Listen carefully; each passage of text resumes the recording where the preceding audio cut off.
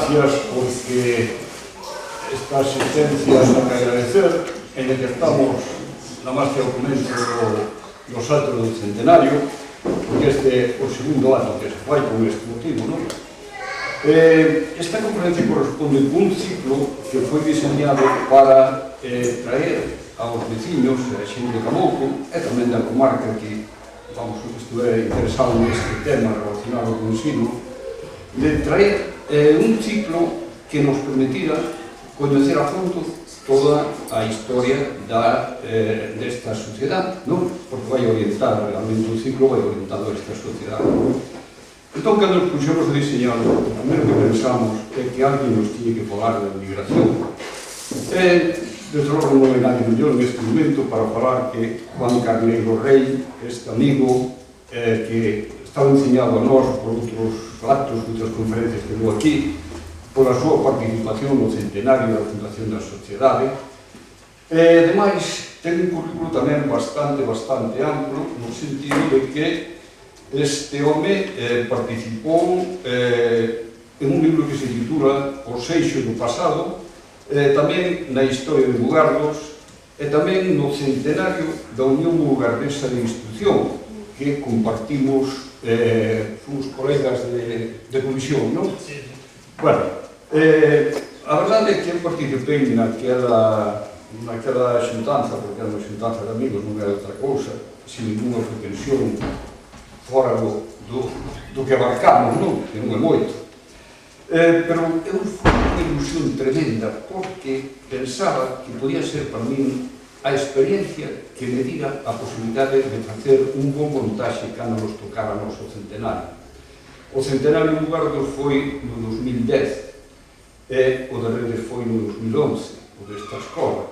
Entón, claro, toda a experiencia que eu consegui participando en Mugardos, lógicamente se utilizou aquí. Pero además me permite conocer a esta xente, entre eles a Juan. Bueno, Juan, por outra banda, tamén é licenciado en Historia pola Universidade de Santiago, e licenciado tamén en Humanidades pola Universidade da Coruña. Traballa, publica continuamente artigos en diversas revistas, xornais, en fin, en moitos sitios. Por cual estamos falando dun home dunha consolidada solvencia do tema da historia. E, sobre todo, eu non coñezo outra faceta dela, lógicamente, pero da comarca. A comarca coido que ten trillada, vamos, unha proba é o que hoxe vai facer. Darnos unha conferencia que vai ser a iniciación deste ciclo que comentaba, non? Bueno, Juan, deixoche xa todo o traballo para ti, moi agradecido, no nome da directiva, no nome dos veciños e no nome dos socios que son o máis importante. Moi ben, moitas gracias.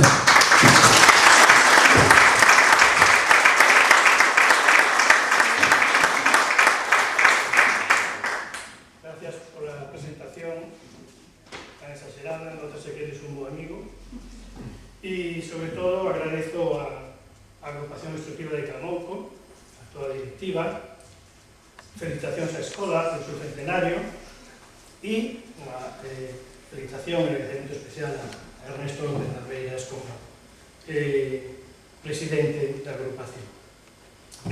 Como dixo Ernesto, vamos a situar o feito da emigración será en Galicia e logo seguíndonos ao Golfo Ártaro e de alguma maneira unha anécdota deste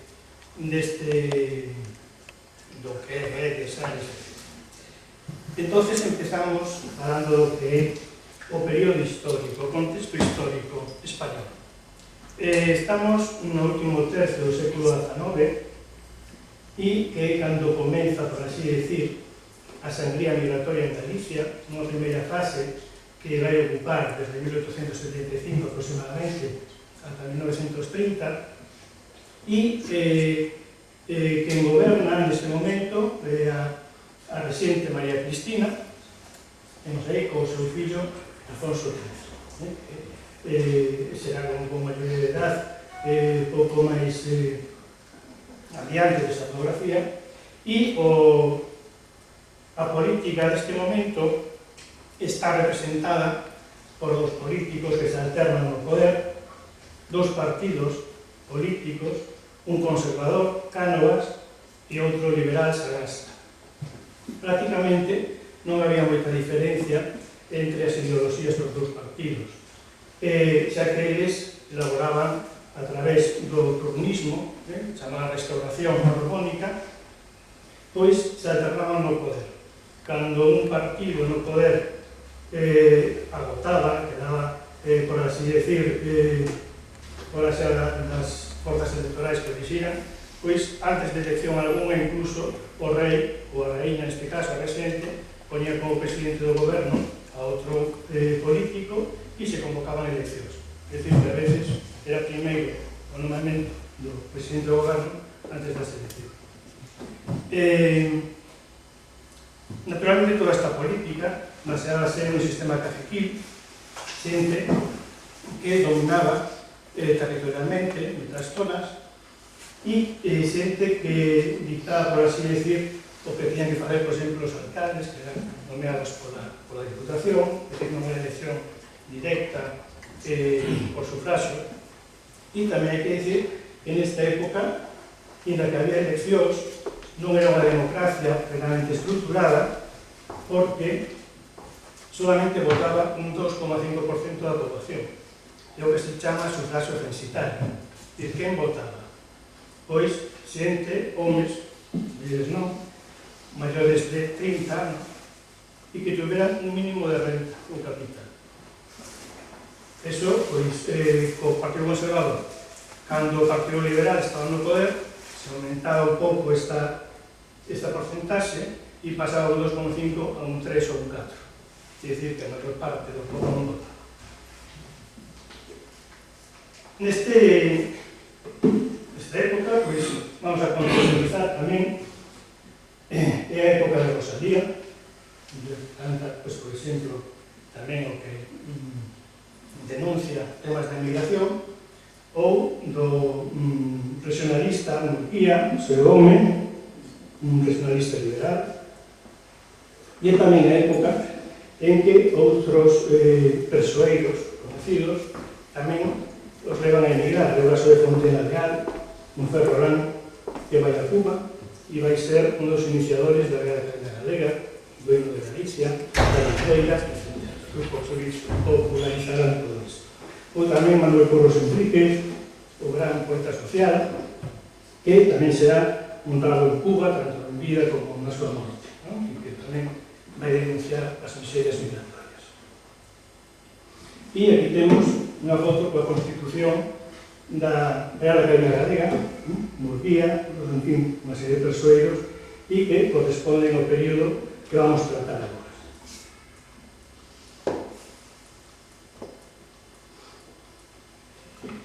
O fenómeno da migración representou un proceso repleto de luces e sombras que dificultan extraordinariamente a súa exacta valoración. Porén, non hai ninguna dúbida de que foi un dos aspectos fundamentais da nosa historia contemporánea, porque afectou a todas as tarefas da vida económica, política e social do país. Resulta, tamén, a primeirista emigración foi para moitos unha opción ante a imposibilidade de desenvolver un proxecto vital na súa terra de orixe. Emigrar foi a teórica solución para moitos problemas cotidianos tamén. Mesmo serviu ás veces para seguir o paso en situacións estritamente persoais. Así, o camiño da América foi tamén a saída para máis de un desenado amoroso ou para evadir o servicio militar. Esta foto que desei, unha foto antolóxica do fotógrafo Manuel Ferrol, realizada no Porto da Coruña en 1957. A foto que está, pois, en toda a historia da fotografía. Da emigración derivaron consecuencias de gran magnitude, como a perda dunha eventual man de obra industrial, aumento de desequilibrio social, así como a inevitable desestructuración de numerosas familias. Pero tamén é xusto reconocer que unha vez producida a emigración, os desplazados, ou se cal fose a súa procedencia, constituíron un elemento fundamental na formación e desenvolvemento das sociedades americanas de destino. Por outro lado, ademais destes efectos, a emigración, cando houve retorno, tamén fixo que no seu lugar de orixe houbera unha serie de transformacións sociais, culturais e ata psicolóxicas. A emigración a América estendeuse durante un longo período de tempo e comprendeu dúas grandes fases.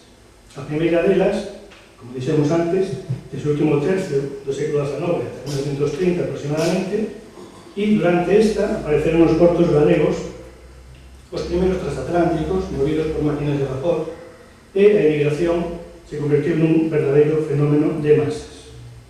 A segunda fase, aberta a finais dos anos 40, despois do exilio da Guerra Civil, culminou a fins da década dos 70 en Europa.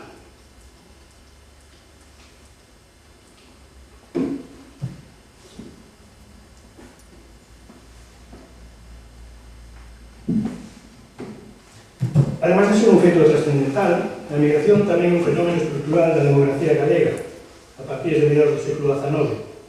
Galicia conta con cerca de 2 millóns de habitantes, pero alcanzada esta cifra no ano 1900 exactamente, e a maior densidade de población estaba, por máis ou menos igual que hoxe, nas Rías Baixas, litoral da provincia de Coruña, e no período que vai desde 1885 a 1895, en 10 anos, emigran a América 168.000 galegos. Case a mitad deles procedentes da provincia de Coruña. E a relación de masculinidade é un 74%, que emigraban homes das cuartas partes dos que emigraban eran homes. Entre 1911, estamos a principios do século XX, e 1930, emigran a América 734.000 galegos, es decir, en 20 anos. Sendo os índices máximos, os de 1912, temos aí, e 1920, os 73.000 e 77.000 emigrantes respectivamente. Estas enormes cifras, 1912 e 1920, coinciden con períodos de nulos rendementos agrícolas en los que se perden colleitas de millo, centeo, patacas e vino. Os países que van recibir o maior número de persoas son Cuba, Argentina e Brasil. Todos estes datos poden extrapolar perfectamente para o caso das parroquias do Concello de Ares. Así vai ser que a partir do ano 1860 o crecemento vegetativo se dispare, chegando a alcanzar os 6.523 habitantes, como vedes aí, en 1912, pero os ausentes rozan o 17% da poboación e coincide cos períodos máis amplos de migración en Galicia, en xeral, e da provincia de Coruña en particular. Cales son as causas desta sacría demográfica? En historia nunca hai unha única causa. Podemos falar dunha conjunción de fenómenos: desequilibrio poboación-recursos, gran presión demográfica sobre a unidade de cultivo, excesiva parcelación da terra e, consecuentemente, anticuados sistemas de cultivo, excesiva tributación do campesiñado. Isto é importante porque a maior parte dos foros que había en Galicia van a ser suprimidos, por así decirlo, redimidos, gracias a remesas dos emigrantes. Sabes que o foro era un imposto de tipo medieval que se pagaba pola terra, venga un señor laico, venga un señor eclesiástico, e non era moito en diñeiro, pero significaba que a terra nunca era propiedade do campesino. E iso se pasaba de xeración en xeración. Os foros se renovaban por vidas de 3 reyes, decían, con 3 voces, é dicir, que sempre os propietarios iban a estar sempre pegados á terra porque non podían pagar a redención. Tamén outras causas máis inmediatas son persoais, por exemplo, fuxir da incorporación a filas ou, sinceramente, ansias de progresar. Galicia non acadaba recursos económicos necesarios para manter progresivamente a súa poboación. Era unha rexión con poboamento maioritariamente rural, aínda que só se cultivaba un 12% da súa superficie. A súa economía estaba nos límites da subsistencia descapitalizada, polo que calquera circunstancia climatolóxicamente adversa causaba malas colleitas e, como consecuencia, unha grave crise alimentaria e sanitaria, como ocorreu de feito nos anos 12 e 20. Ademais, en Ares, Estas datas van a estar agravadas pola crise de construcción naval en Ferrol, bon número de alesáns traballaban ali, e esta crise foi derivada do desastre do 98, que deixa sin construcción naval. Tendo en conta todos estes datos e circunstancias das que se derivan, non é exagerado admitir que a emigración vai constituir unha válvula reguladora do desequilibrio entre a densidade de población e os recursos. Esta sangría migratoria que sofre Galicia dende finais do século XIX estaba perfectamente planificada, tan desde o inicial punto de partida. As compañías navieiras transatlánticas tiñan as súas escalas en Galicia, nos portos de Vigo e A Coruña. Así mesmo, dispuñan dunha serie de representantes e intermediarios que percorrían as vilas e aldeas galegas reclutando xente, casi únicamente homes, e facilitando o embarque cara a América. Estas compañías encargábanse de realizar todos os trámites necesarios para viaxe, como a actualización da documentación, ou mesmo facilitando créditos para a adquisición dos billetes de embarque. Entre as compañías que se dedicaban case exclusivamente ao traslado de migrantes entre Europa e América son de salientar Refstar Lines, Compañía de Navegación Velera Americana, American Line, Compañía del Pacífico, temos aí, etc. Estas compañías rivalizaban entre elas, as españolas, coas estranxeiras, e, se se fixan, aquí, Sobrino José Pastor, é dicir, era o Banco Pastor, que facilitaba, por así decir, créditos migrantes para poder viaxar. Estas compañías realizaban un servicio mensual saindo de Bilbao os días 16 de cada mes e facendo escala en Santander, en Xixón e na Coruña. Os seus destinos eran La Habana e Veracruz. A viaxe de regreso a Europa partía de Veracruz, tamén os días 16 de cada mes, recalando na Habana o día 20 e continuando o viaxe cara a Coruña, Xixón e Santander. Todos dispoñían un servicio regular de viaxeiros e competían entre elas en anuncios, como a prensa, como estamos vendo aí, e algúns, algunhas destes anuncios dicían un modelo de comodidades e buen trato exclusivamente para pasajeros de tercera ordinaria, os emigrantes iban en tercera ordinaria, así mesmo ofrecían camarotes para familias, abro comillas, sin aumento de precio, abro comillas, é dicir, que os emigrantes tiñan todo o buque a súa disposición, pois non existían categorías de pasaxeiros. Ademais, o barco contaba con salas de recreo e se decía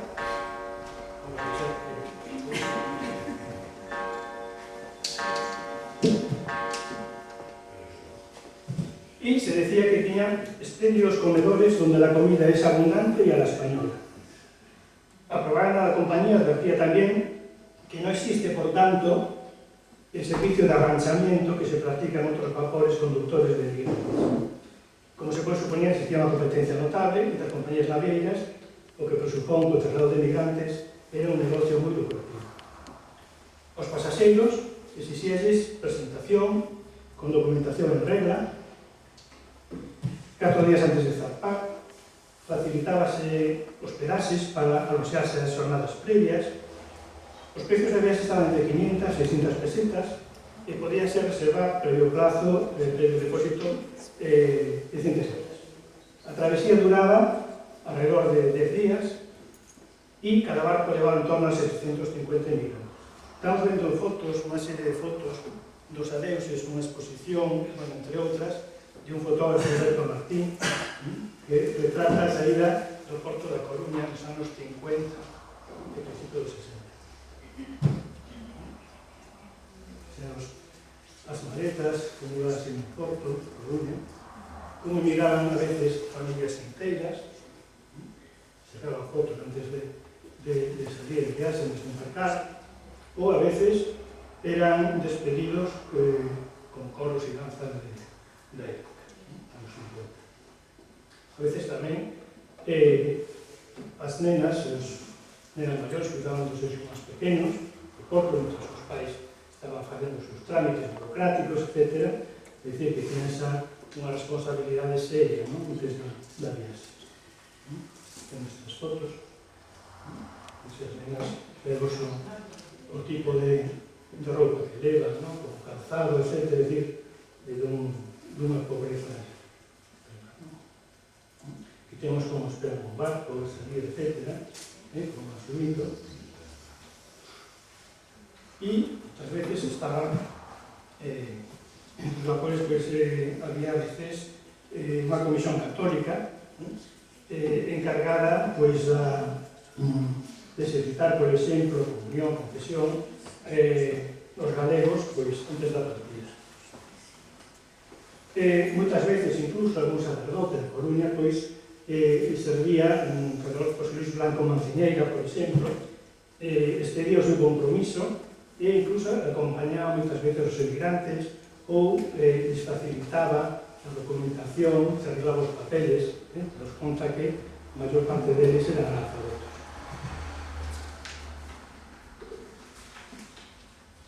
Como decíamos, tamén os bancos, veíamos o Banco Pastor, tamén realizaban unha labor de captación de capitais, tiñan os seus empleados, por así decir, que iban polas vilas, polas aldeas, reclutando xente, e se encargaban de tramitar os xiros as familias, advertindo tamén dos timos e estafas de falsos bancos, porque había tamén moitos estafadores.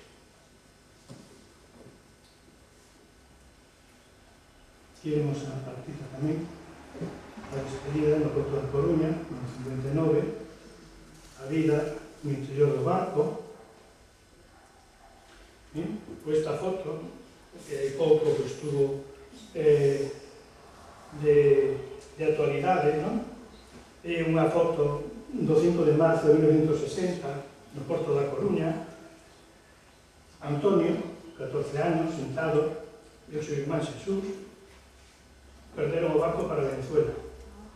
É dicir, eran dunha aldea do centro da provincia de Coruña e levaban esas maletas e ese gran baúl que vemos aí, e o camión que os levaba, por así deste porto, pinchou unha roda, mentre arranxaban e tal, non puderon chegar a tempo. O barco acababa de zarpar e pediron axuda a algún pescador da Coruña e tal, e para ver se podían coller o barco en ruta, non? Pero o pescador non se atrevía debido ao enorme peso do baúl. Antonio, o sentado, era que iba a Venezuela, e Xesús quedaba coa súa nai.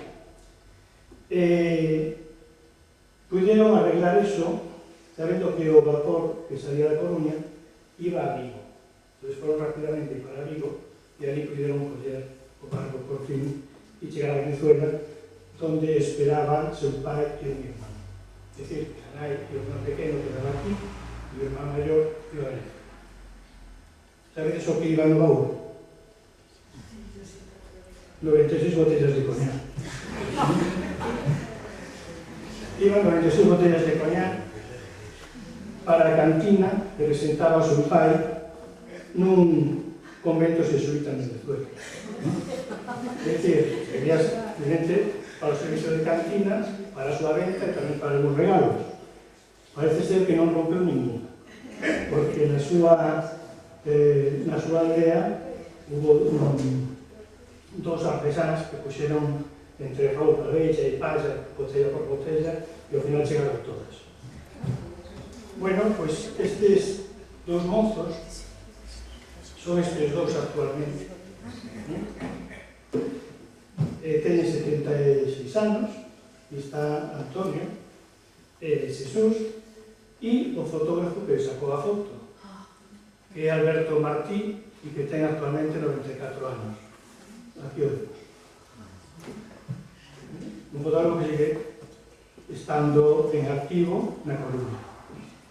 E está clasificando, actualmente se dedica a clasificar e archivar todo o seu material fotográfico. Imaginadevos 94 anos de fotos.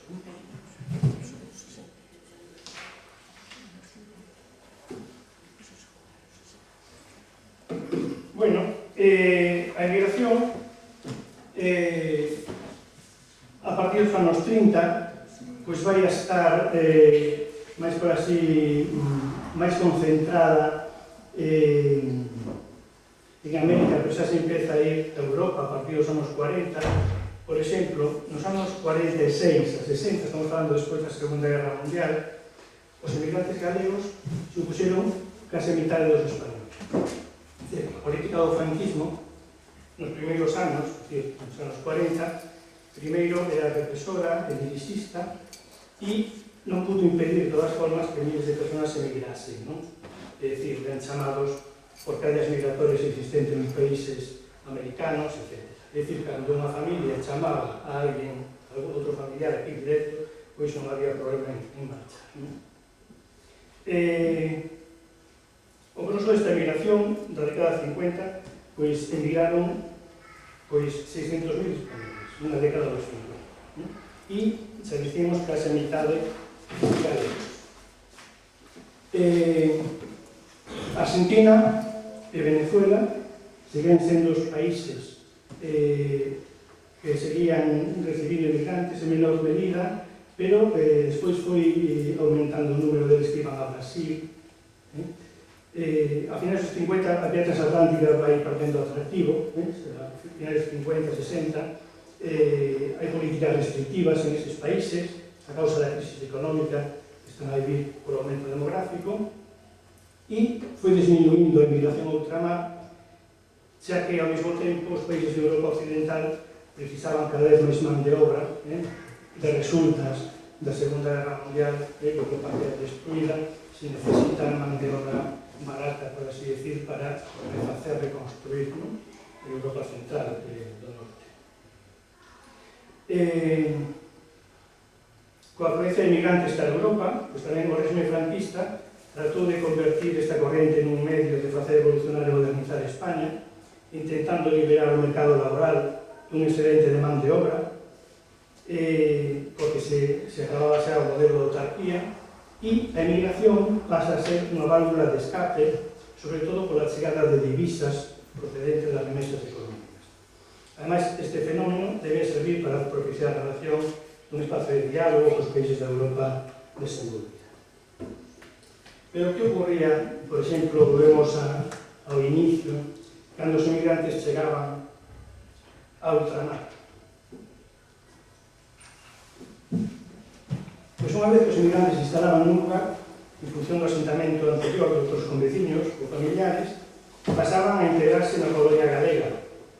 E o asociacionismo foi o feito máis característico da emigración galega na América. A gran maioría da emigración aresá tiña como país receptor Cuba. En Cuba, igual que nos demais países americanos, os galegos agrupábanse en sociedades benéficas, culturais, mutualistas, que tiñan como base os naturais de distintas comarcas, concellos, parroquias, etc. Seguindo cadeas migratorias locais, os emigrantes asociábanse para suplir deficiencias que o país receptor non podía facilitar, educación e sanidade. En 1920, só na Habana existían 161 sociedades de emigrantes galegos, sendo o Centro Gallego a agrupación que contaba, como lógico, con maior número de socios. Contaba 27.000 socios en 1909 e 64.000 en 1920 e ofrecía servizos culturais, educativos, sanitarios, etc. Estes últimos, os sanitarios, eran os máis demandados debido ás cíclicas epidemias que azotaban a isla de Cuba. Os aresáns de Cuba dedicáronse a múltiples tarefas económicas, comercio, pequena industria e, por suposto, a actividade pesqueira que xa coñecían sobradamente por exercerla aquí. A maioría dos aresáns dedicados á pesca vivían no barrio de Casablanca, que está na Bahía Baneira, e, ademais da actividade pesqueira, o contrabando era habitual, sobre todo na época da lei seca. Se asociaban en sindicatos de tendencia anarcosindicalista ou comunista, maioritariamente, e incluso chegan a ser dirixentes de algún deles, da Unión de Viveristas de Porto de La Habana, ou do Sindicato Único da Industria de Pesca, etc. Os galegos agrupábanse en sociedades maioritariamente denominadas de instrucción, e o seu fin era proporcionar os medios educativos sobre todo no seu país de orixe, para evitar que a mocedade continuara coa seguridía migratoria. Anteriormente, veíamos, pues, por exemplo, clases de oficios, es decir, unha especie de formación profesional, a parte de cultura xeral, que se impartían as sociedades de instrucción en Cuba, neste caso.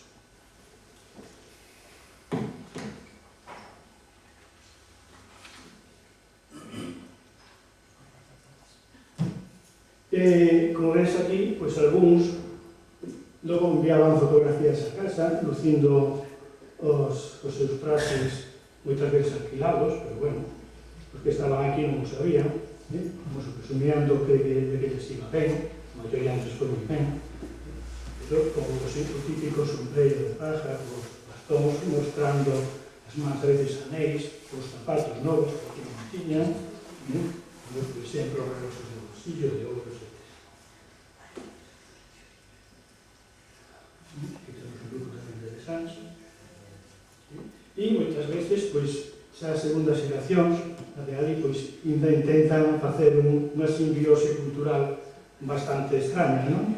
A veces traxes galegos, con traxes caribeños, con panderetas españolas, bandera española, con escenas de toros, etc. Dicía que hai unha mezcla aí cultural importante. Moitas veces, os galegos tamén, ali, de Ares, Guardas, nesta zona, pois pasaban a Nova York. O Cuba era un importante paso a veces pois para ir a Nova York e ali na isla de Ellis pois era onde pasaba un reconocimiento médico, a veces tenían que facer unhas cuarentenas, etc. E unha vez en Nova York pois tamén se asociaban. Temos un carné de socio da Unión Benéfica Española. Moitas veces tamén pois regularizaban a súa situación ali e a maior parte das veces volvían. Por exemplo, na Habana vaise constituir, que temos escenas neste momento, pois o 20 de marzo de 1904 a Junta Permanente de la Alianza Aresana de Instrucción, que será a decana do asociacionismo galego en América, e 5 anos despois se funda a Unión Mugardesa de Instrucción, 2 anos máis tarde a Agrupación Instructiva de Camouco, que se encargarán de construir sendos edificios escolares nas súas respectivas parroquias, uns anos máis tarde, e serán precursoras na Península de Lesbos.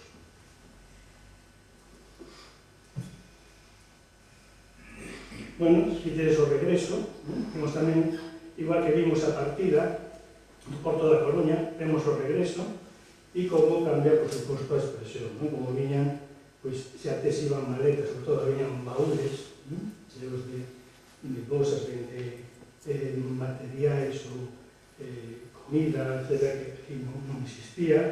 Por exemplo, as nenas sempre viñan con unhas muñecas que aquí tampouco se veían, de época, pois, a influencia anglo-americana, ou a veces viñan así, porque morrían na travesía, ou a veces morrían e non podían voltar, entonces o duelo pois era sin persona, non? Pero a veces tamén se nacía no barco. Aquí temos unha travesía, un nacemento, e como o capitán vai ser o padriño do bebé que nace. Temos escenas do porto e a alegría de recibir aos que se foron, non? Con todas as maletas, baúles, o Porto da Coruña, e as nenas que nacen en América e que traen xoguetes que aquí tamén escaseaban, bicicletas, sillas, muñecas, que aquí tampouco había moitas, non? E a foto de familia, dos que chegan de América e dos que reciben aquí no Porto, non? Sempre queda constancia. Unha das causas na que vimos que a emigración era un trauma para este país era o reflexo do sistema educativo. Vamos a falar simplemente en unhas notas do sistema educativo en España, porque na próxima conferencia Ernesto, que é o que sabe disto, que vai a falar máis especificamente de educación e das escolas de inmigrantes.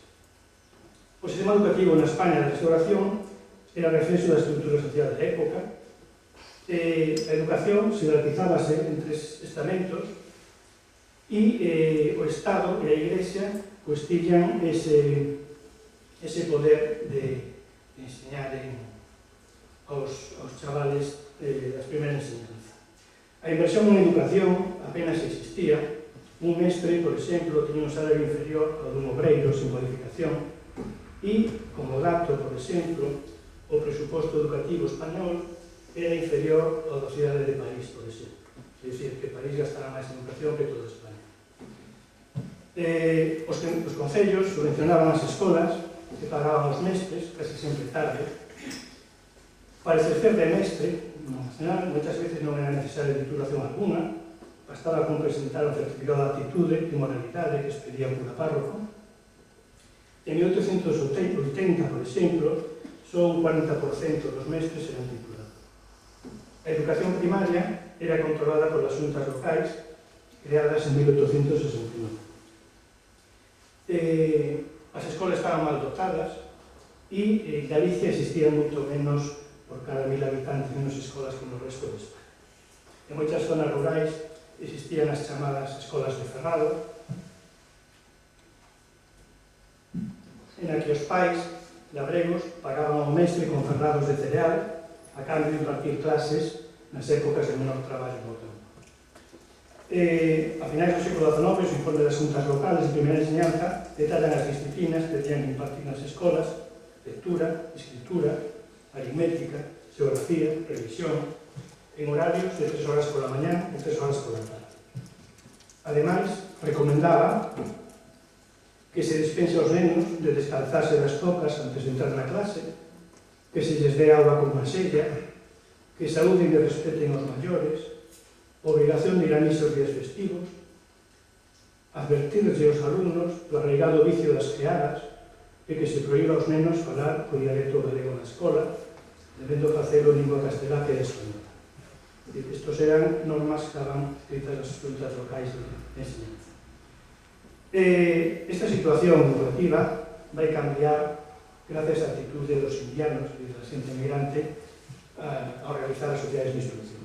Aquí temos un gráfico en que vemos como a población de edades, seguimos por aquí, alfabetos, sin alfabeto, es decir, que vai haber, é representativo tamén de Galicia, xa de o analfabetismo en Galicia, desde 1860, estábamos aquí, os homens van alfabetizándose hasta chegar ao 80%, en 1920, as mulleres solamente sabían de escribir, por así decir, cerca de un 50%, 50 e pouco.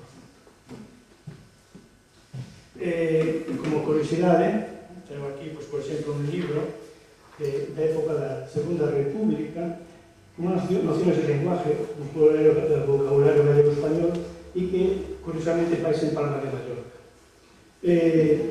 As leccións se facían, en 1925, instrumentos, es decir, por temáticas, lección 27, oficios, lección 18, gobierno, términos relacionados con gobierno, términos relacionados con nación. Es curioso, porque a maioría dos vocablos que se enseñaban tiñan que ver cos oficios, cos apelidos de labranza, e tamén é curioso que os términos relacionados con gobierno ou con nación entren os seguintes: castelo, trampa, desleigado, desgastado, fachenda, podredumbre, presunción, vanidade, ou con nación, podredumbre, lenguateiro, acorar, liorta, tufo, sécolas, leria, desvergonzado, etc. É dicir, que tiñan unha significativa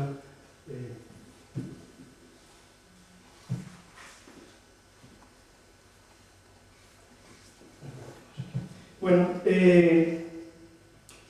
unha das actividades pedagóxicas máis sobresaíntes era a celebración da Festa da Árbore. Se celebraba como un acontecemento de primeira orde por toda a colectividade e en Agues, en Mugardos, o factotum desta festa era o mestre Federico García Espósito, que tedes aí. Contra o ano 1913, empezou a celebrar por toda a pompa esta festa, había discursos das autoridades, cantábase himnos e, por suposto, plantábase árboles. En ocasións, cada rapaz escribía o seu nome nun carteliño xunto á árbore que plantaba. A primeira celebración de plantación de árbores por escolares tuvo lugar en Madrid en 1296, auspiciada pola raíña Vicente María Cristina, e logo se sigue celebrando anos despois, incluso se encarga ao libretista Fernández Xou e ao músico Roberto Chapí un himno que se canta nesas festas, o himno árbol, e vai ser o mestre García Expósito que faga, por así decir, todo ese cierre sobre español de facer nesta zona. El nace na Coruña en 1889, morre tamén na Coruña en 1983 e vai ser chamado, se conoce como el amigo de los árboles. Foi un filántropo implicado en todos os aspectos da vida cultural e social, allí por onde pasaba, foi director da Alianza Resana, estaba en posesión de numerosas condecoracións, entre elas a Cruz de Alfonso X Sabio. Ademais foi cofundador do Xornal de Lidia Gallego, fillo adoptivo da Vila de Ares en 1926, medalla de plata da Vila de Guardos, acadou a medalla de plata provincial en 1972 e con este motivo recibiu numerosas adhesións en Ares e en Guardos. En 2010 adicóuselle unha avenida na Vila de Ares. En resumen, gracias a esta xente e as sociedades de instrucción, vai, por así decir, Galicia a recuperar ou a avanzar no seu na súa cultura xeral, por así decir. Entre 1904 e 1930 creanse 525 sociedades de instrucción e o 90% delas tiñan orixe na emigración cubana e argentina e vanse fundar 235 escolas, 336 aulas e 186 edificios. En Ferrolterra serán 22 colexios, 43 aulas, 20 edificios, etc. Algúns destes persoeiros que foron a Cuba, desta zona, Saquín Yáñez, Rodrigo Mourela, nace en 1905, vendía sardinha en Ares e Sada, emigra a Cuba en 1919, no vapor Ortega, para toparse ali co seu pai. O Leopoldo Blanco, caseiro, que nace en 1908 en Camouco, pescaba a sardinha na ría, estudou na escola da tenencia, xunto con un irmán en Cuba, onde esperaban outros tres irmáns, e alícase a pesca nos viveiros e o contrabando. Ao cabo de uns anos, conta a anécdota, un dos irmáns viase a Redes, pero regresa a Cuba porque decía que en Redes chovía moito. A Carol Seu está aquí en Pedro Largo, chamamos Magalta, tamén de Camouco, e que non volven. Pero bueno, todos estes, gracias a todo o esforzo de todos estes homes, se vai construir un centro gallego, o Centro Gallego de La Habana, un edificio no que vai haber non só actividades culturais, sino tamén sanitarias, educativas, etc. Había un hospital con todos os maiores avances da América do momento, tanto aquí como en Buenos Aires como en Montevideo, e en Galicia temos facturas de despedidas, decía Otero Ferraro que Galicia é terra de adeuses. Os seus protagonistas son xente anónima, pero fundamental para entender a historia colectiva de Galicia do século XX. A eles debemos unha gran parte do noso xeito de ser e da nosa actitude ante a vida. Así que, moitas gracias e gracias.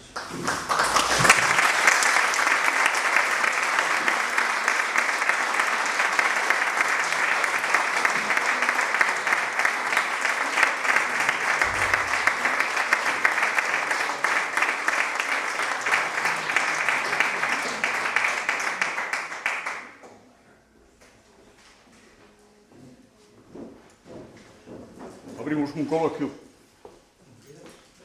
Hai alguna pregunta? Hai algo que se pode facer a Juan sobre este tema? Si non foi moi pesado. Non, estuvo ben, estamos todos de acordo. Eu quería agora que a directiva sabía aquí un montillo. Temos un pequeno agasallo para él, Entón, Cristina, fai un favor tamén. Todos os directivos que estiñan presente. Os llegaron na casa e non podía estar. Bueno, non pensades que o día 6 vou falar eu vou falar máis que ele, vou ser máis pesado, pero tamén vai ser unha cousa máis íntima, vai ser máis preto de nós no tema de que é sobre a escola, non? E despois vou falar sobre a Luz de Blum e o día 8, ás 8:30 tamén. Entón, non esquenzades estas dúas datas porque, en fin, na miña tedes a posibilidade de dicirme calquer cousa que vos veña ben, e na de sobre a Luz de Blum vos vais enterar de esta arquitectura tan fermosa que temos en Porto de Redes, ademais de se nos aporta algo sobre a escola estupendamente. Entón, bueno, vamos a facer as mozas que eu sereu. Bueno, pois, olha, moitas gracias, Juan.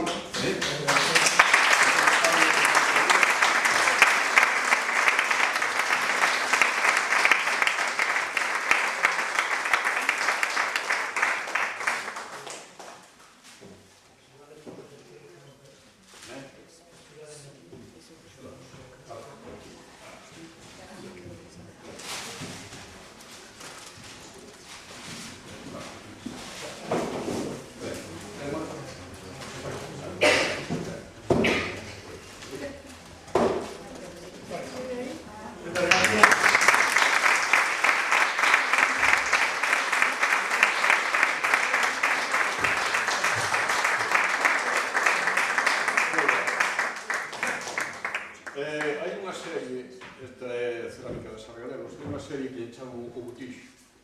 Entón, son tres botixos, os que ten esa serie deste tipo de figura, non? Entón, o primeiro é para fora. Despois, os máis.